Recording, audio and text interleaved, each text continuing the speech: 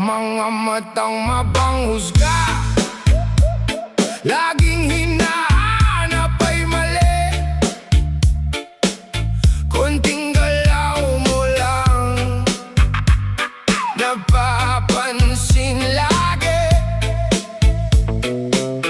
Ngiti parang totoo, pero may inggit sa mata.